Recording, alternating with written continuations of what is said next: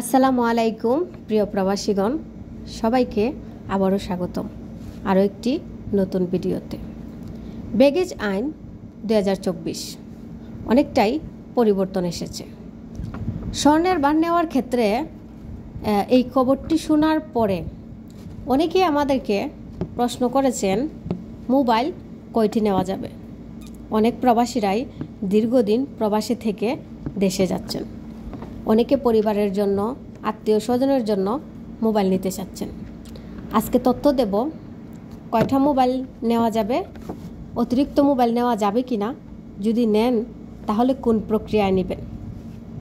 প্রথমে ব্যাগেজ আইন 2024 স্বর্ণের বারের যে আইন সেটা বলে দিচ্ছি। আগে একজন ব্যক্তি 2টা স্বর্ণের বার নিতে, এখন 224 গ্রাম পর্যন্ত ট্যাক্স পে করতে হতো প্রতি বড়ির জন্য, যেটা 2000 টাকা।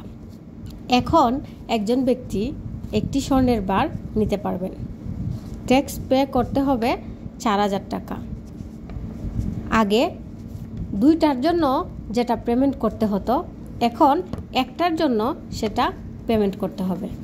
তবে জুয়েলারি নেওয়ার ক্ষেত্রে কোনো বাধা নিষেধ নেই। নেকলেস, আংটি অথবা চুড়ি এগুলো 100 গ্রাম পর্যন্ত নিতে পারবেন। মোবাইল ফোন নেওয়ার ক্ষেত্রে কী নিয়ম? ব্যাগেজ আইন 2024 বলা হয়েছে মোবাইল ফোন নেওয়ার ক্ষেত্রে কোনো পরিবর্তন আসেনি। আপনি 2টি মোবাইল ফোন নিতে পারবেন। একজন ব্যক্তি 8টা মোবাইল নিতে পারবেন। 2টার ট্যাক্স লাগবে না।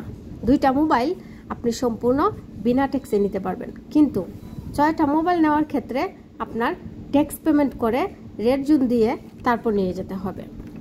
মোবাইলের যে ট্যাক্স সেটা হচ্ছে মোবাইলের দামের 58% দিতে হবে। ধরুন মোবাইলের দাম 10,000 টাকা, আপনাকে 5,800 টাকা দিতে হবে। ব্যাগেজ আইন 2024 পরিবর্তন এসেছে, কিন্তু আর কোনো কিছুতে পরিবর্তন আসেনি, শুধু স্বর্ণের বারের ক্ষেত্রেই পরিবর্তন এসেছে। আমি আবারও বলে দিচ্ছি, আপনারা এখন বর্তমানে যে ব্যাগেজ আইন আছে, ব্যাগেজ আইন 2024 অনুযায়ী একটি স্বর্ণের বার নিতে পারবেন এবং তার ক্ষেত্রে ট্যাক্স পেমেন্ট করতে হবে 4000 টাকা, যেটা আগে 2টি স্বর্ণের বার নিতে গেলে যে ট্যাক্সটা পেমেন্ট করতে হতো, এখন একটির ক্ষেত্রে তার চাইতে বেশি করতে হবে। ধন্যবাদ সবাইকে ভিডিওটি দেখার জন্য। অবশ্যই ভিডিওটি শেয়ার করে আমাদের অন্যান্য প্রবাসীদেরকে দেখার সুযোগ করে দিবেন।